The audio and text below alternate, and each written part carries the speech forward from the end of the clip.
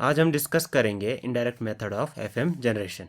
पिछले ट्यूटोरियल में हमने डायरेक्ट मेथड डिस्कस किए थे।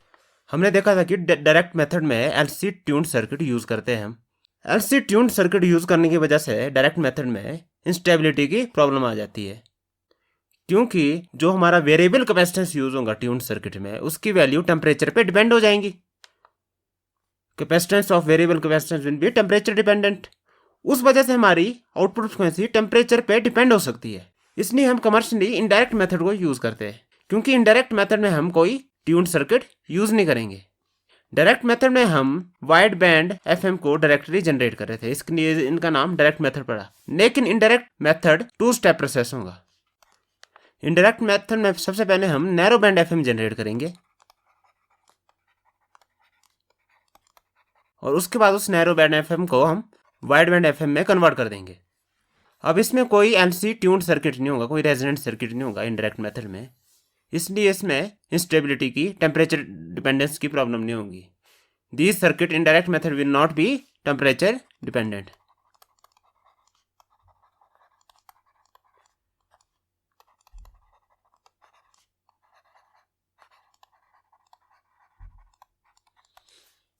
Because there is no tuned circuit. और कमर्शियली हम इनडायरेक्ट मेथड यूज करेंगे। हमारे पास कमर्शियल मॉड्यूलेटर आएगा जिसको हम बोलेंगे Armstrong modulator. Commercially Armstrong method use किया जाता है एफएम जनरेशन के लिए, जिसमें ये इनडायरेक्ट मेथड यूज होता है। तो हम इस आर्मस्ट्रॉन्ग मॉड्यूलेटर की डिस्कशन भी करेंगे। सबसे पहले हम इनडायरेक्ट मेथड का पूरा प्रोसेस देखेंगे, उसके बाद हम आर्मस्ट्रॉन्ग मॉड्यूलेटर पे आएंगे। बेसिकली आर्मस्ट्रॉन्ग मॉड्यूलेटर का नाम पड़ा एडविन एच आर्मस्ट्रॉन्ग। ये एक ग्रेट इन्वेंटर थे, इनके नाम पे पड़ा आर्मस्ट्रॉन्ग मॉड्यूलेटर का, क्योंकि इन्होंने इसकी डिस्कवरी की थी। He was a great inventor. इनके नाम पे बहुत सारे पेटेंट है, जैसे super regenerative circuit, super heterodyne receiver, जो कि उनको 1918 में मिला था। सुपर हेटेरोडाइनल रिसीवर एक बहुत ही फेमस सर्किट है, जो कि आज भी कमर्शियल एफएम रिसीवर में यूज होता है। उनको फादर ऑफ एफएम के नाम से भी जानते हैं हम, फादर ऑफ एफएम। 1920 से वो आर्मस्ट्रॉन्ग साहब बताने लग गए थे कि FM is far superior to AM, पर उस टाइम उनकी बात को किसी ने नहीं माना। एफएम को कमर्शलाइज होने में बहुत टाइम लग गया, जबकि आर्मस्ट्रॉन्ग साहब ने 1920 में बताना स्टार्ट कर दिया था कि FM is far superior to AM, but existing system were AM. Lobby of AM broadcaster was against him. तो फेडरल कम्युनिकेशन कमीशन उसमें बहुत जोर लगाया एफएम को रेजिस्ट करने में। Federal communication commission was supporting AM because lobby of AM broadcaster didn't wanted FM to be commercialized, क्योंकि उनको काफ़ी बिजनेस लॉस होता है। तो आर्मस्ट्रॉन्ग साहब का काफ़ी टाइम लीगल स्ट्रगल में बीता। उन्होंने काफ़ी लंबा लीगल बैटल लड़ा FM को कमर्शलाइज करने के लिए, और जो भी उन्होंने अपने पेटेंट्स से पैसा कमाया था वो सारा लग गया लीगल बैटल्स में, लीगल स्ट्रगल्स में। And in the end with his funds depleted, his energy drained and his family life shattered, he committed suicide in 1954, but later his window continued legal battle and one. और 1960 आते आते FM commercialise हो गई, और 1955 में international telecommunication union ने उनको roster of great inventors में ऐड कर दिया।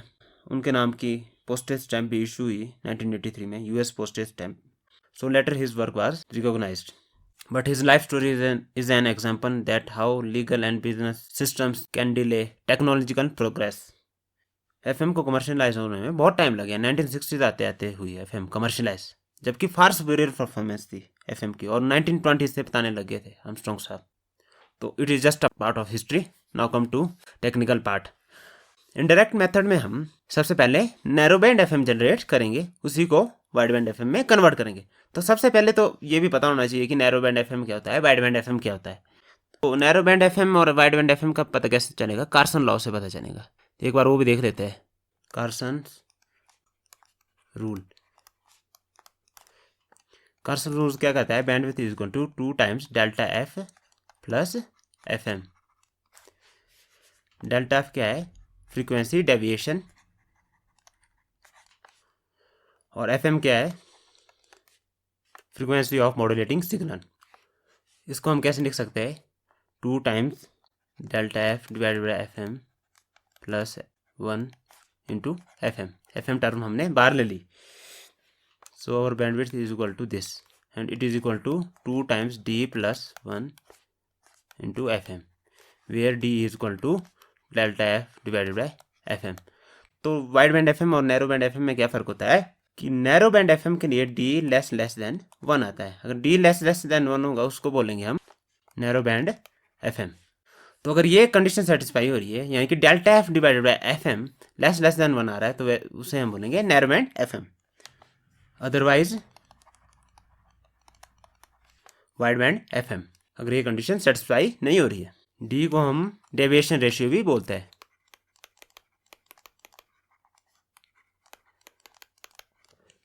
तो इनडायरेक्ट मेथड में फर्स्ट स्टेप क्या होगा कि हमने डेविएशन रेशियो को लेस देन 1 रखना है, क्योंकि हमने नैरो बैंड एफएम जनरेट करनी है। इनडायरेक्ट मेथड का फर्स्ट स्टेप होगा जनरेट नैरो बैंड एफएम। तो इस स्टेप में हम डेविएशन रेशियो को लेस देन 1 रखेंगे। तो एफएम का एक्सप्रेशन क्या होता है? FM is equal to A cos omega C T plus integration K F M T D T. इस पूरी टर्म को हम फाई टी से रिप्लेस कर देंगे। तो ये क्या आ जाएगा? ये आ जाएगा A cos omega C T cos phi T minus A sine omega C T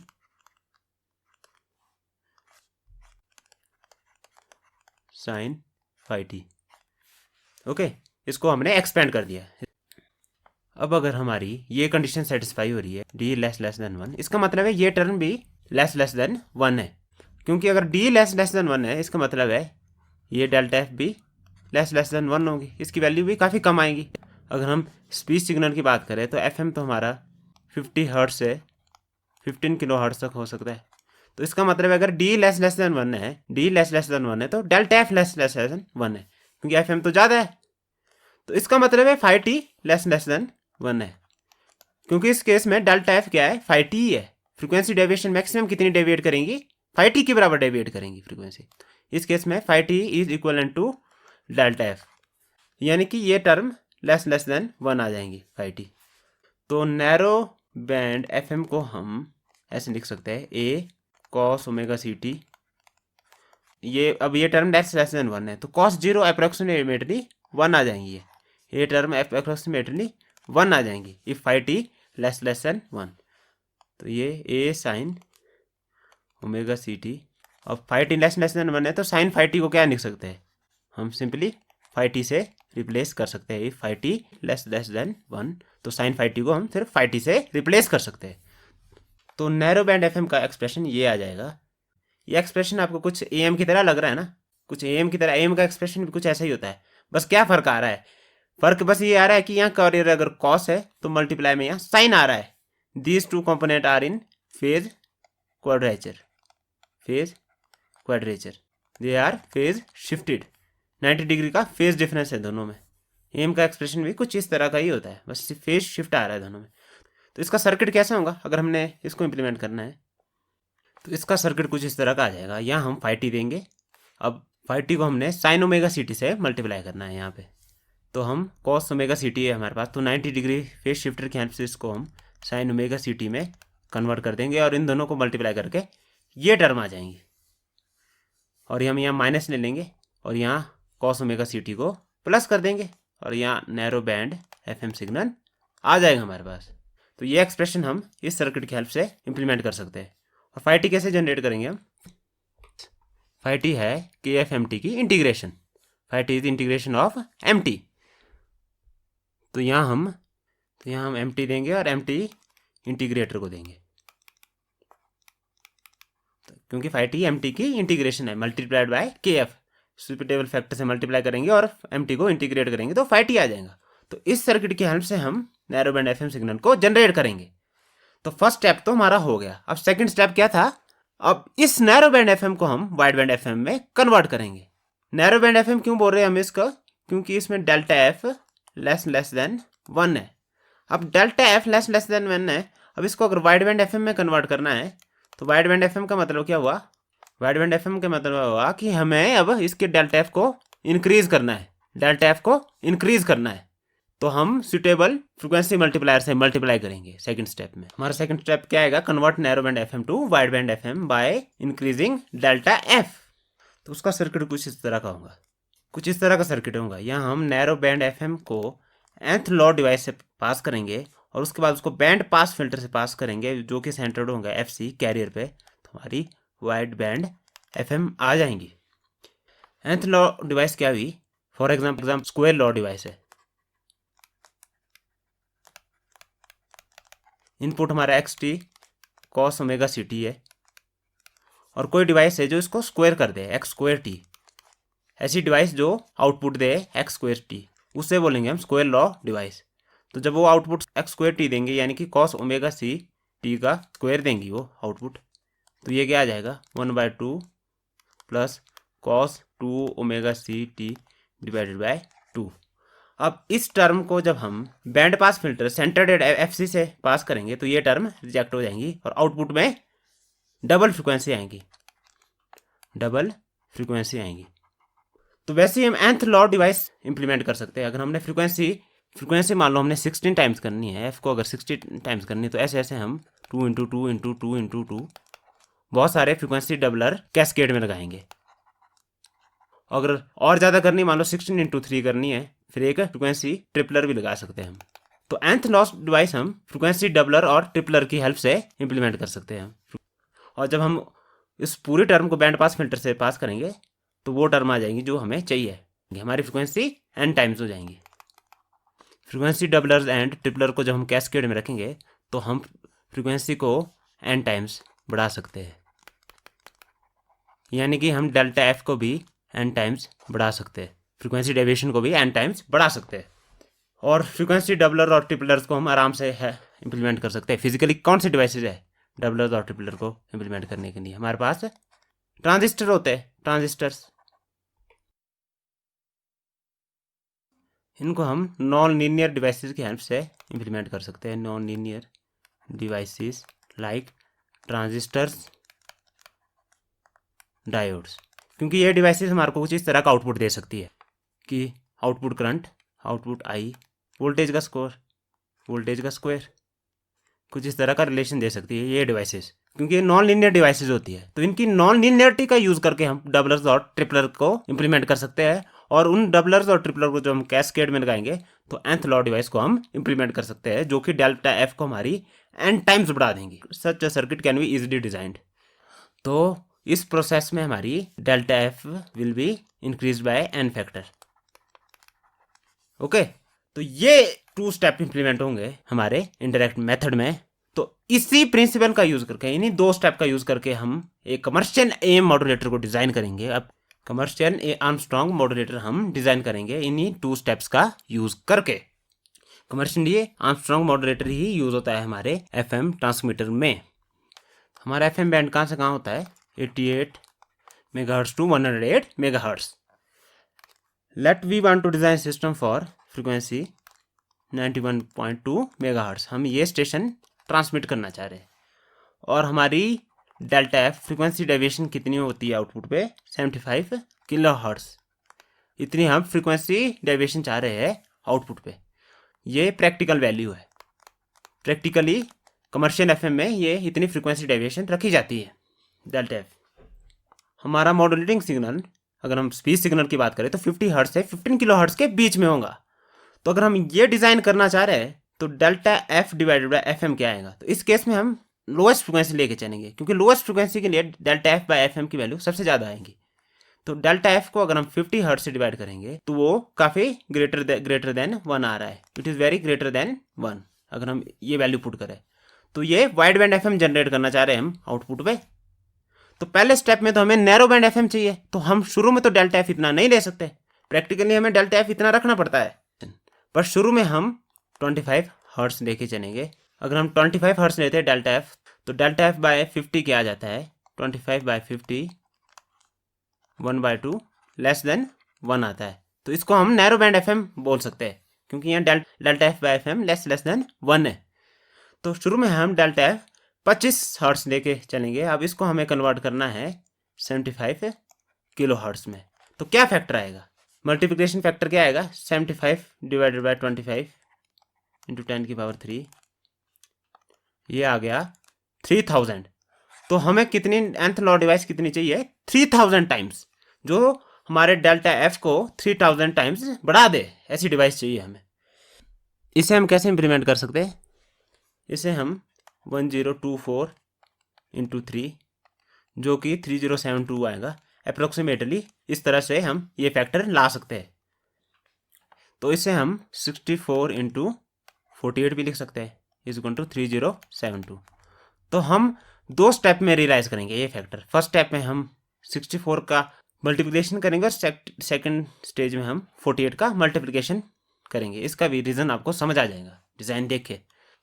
तो हमारा टारगेट है कि डेल्टा एफ हमारा 25 हर्ट्स का है, इसको हमने 75 किलो हर्ट्स में कन्वर्ट करना है।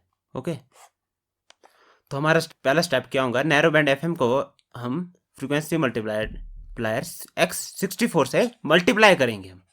ठीक है, यहाँ पर फ्रीक्वेंसी डेविएशन 25 हर्ट्स की है और कैरियर फ्रीक्वेंसी हम 200 किलो हर्ट्स की यूज़ करें। हमने कैरियर फ्रीक्वेंसी भी 200 किलो हर्ट्स की ली, जबकि हम स्टेशन प्ले कर रहे हैं 91.2 मेगा हर्ट्स। स्टार्टिंग में हमारे पास ये कंडीशन है, लेकिन हमने 200 किलो हर्ट्स को 91.2 मेगा हर्ट्स में कन्वर्ट करना है और हमने कैरियर फ्रिक्वेंसी भी यहाँ कम ली, लो वैल्यू को ली। इसके पीछे भी रीज़न है कि लो वैल्यू को क्यों ली, क्योंकि लो वैल्यू की फ्रिक्वेंसी हम इजीली जनरेट कर सकते हैं। Easier to generate. अब हम जब इसको 64 के मल्टीप्लिकेशन फैक्टर से मल्टीप्लाई करेंगे तो यहाँ आ जाएगा FC2, यहाँ कैरियर फ्रिक्वेंसी आ जाएंगी मल्टीप्लाइड बाय 64 जो कि बना 12.8 मेगा हर्ट्स और डेल्टा एफ फ्रिक्वेंसी डेविएशन भी 64 से मल्टीप्लाई हो जाएगी, तो फ्रिक्वेंसी डेविएशन आ जाएंगी 1.6 किलो हर्ट्स। अब हम इस डेल्टा एफ फैक्टर को अगर हम 48 से मल्टीप्लाई करें तो अप्रोक्सीमेटली हमारे पास 75 किलो हर्ट्स आ जाएगा, अगर हम डेल्टा एफ को 48 वाले फैक्टर से मल्टीप्लाई करें। लेकिन अगर हम इस कैरियर फ्रिक्वेंसी को 48 से मल्टीप्लाई करेंगे FC2 को, तो हमारे पास 91.2 नहीं आएगा, कुछ और वैल्यू आ रही है। अगर हम इसको 48 से मल्टीप्लाई करेंगे तो 91.2 नहीं आएगा, हमें आउटपुट में 91.2 चाहिए। इसलिए हम यहाँ मिक्सर सर्किट का यूज करेंगे। तो हम आउटपुट डायरेक्टली 48 को नहीं देंगे, 48 वाले मल्टीप्लायर को नहीं देंगे, बीच में हम मिक्सर सर्किट का यूज करेंगे। मिक्सर सर्किट कैरियर फ्रिक्वेंसी को चेंज करेगा लेकिन डेल्टा एफ को चेंज नहीं करता है। मिक्सर सर्किट के हमेशा दो इनपुट आती है, एक जो यहाँ पे आएंगे और एक लोकल ऑसिलेटर की इनपुट। अगर आपको मिक्सर सर्किट की वर्किंग नहीं पता तो मेरा मिक्सर सर्किट वाला ट्यूटोरियल देखें, उसमें आपको डिटेल में मिक्सर सर्किट की वर्किंग का पता चल जाएगा। हम 12.8 कैरियर फ्रिक्वेंसी को कन्वर्ट करना चाहेंगे 1.9 मेगाहर्ट्ज में, क्योंकि 1.9 मेगाहर्ट्ज को जब हम 48 से मल्टीप्लाई करेंगे तो ये टर्म आ जाएंगे जो हमें आउटपुट में चाहिए। तो हम इस कैरियर फ्रिक्वेंसी को इसमें कन्वर्ट करना चाह रहे हैं और मिक्सर सर्किट करेगा इस काम को, और डेल्टा एफ को ये बिल्कुल चेंज नहीं करेगा। डेल्टा एफ मिक्सर सर्किट की आउटपुट में यही आएगा जो कि यहाँ है 1.6 किलो हर्ट्ज ही आएगा। तो यहाँ हम लोकल ऑसिलेटर की आउटपुट देंगे। तो लोकल ऑसिलेटर की फ्रीक्वेंसी क्या होनी चाहिए, this frequency minus this frequency, 12.8 minus 1.9 यानी कि 10.8 मेगाहर्ट्ज। जब हम मिक्सर को ये इनपुट देंगे तो इन दोनों को सब्ट्रैक्ट करके ये आ रहा है। तो अगर हम यहाँ 10.8 मेगाहर्ट्ज की फ्रीक्वेंसी देंगे तो ये मिक्सर सर्किट इस फ्रीक्वेंसी को इस फ्रीक्वेंसी से सब्ट्रैक्ट कर देगा। यहाँ पे जो फ्रीक्वेंसी है 12.8 माइनस ये फ्रीक्वेंसी कर देगा और आउटपुट में ये फ्रीक्वेंसी दे देगा। तो हम इस फ्रीक्वेंसी का लोकल ऑसिलेटर यहाँ पे यूज़ करेंगे। ओके, तो इसको कुछ थोड़ा सा ऊपर मूव कर देते हैं हम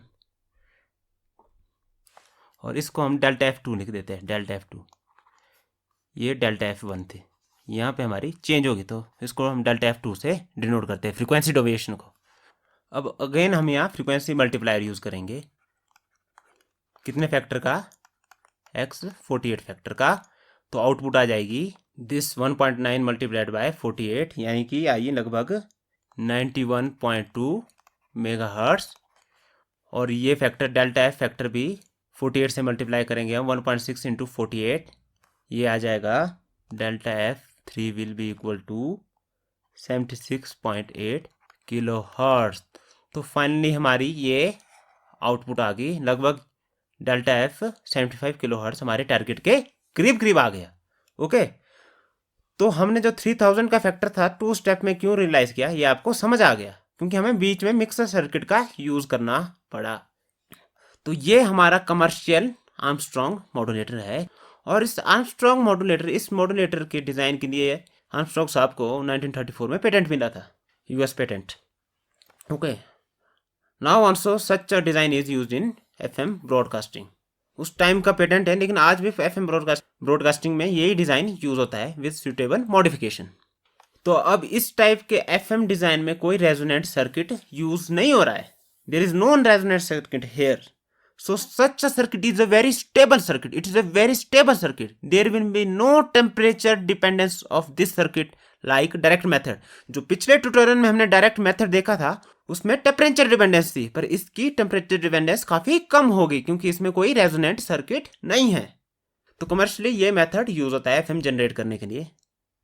तो आज का ट्यूटोरियल हम यहीं खत्म करते हैं। कैसा लगा आज का ट्यूटोरियल ये जरूर कमेंट कीजिए, और आपको कोई क्वेश्चन हो, कोई क्वेरी हो, कोई सजेशन हो, वो भी कमेंट कीजिए। Meet you in next tutorial.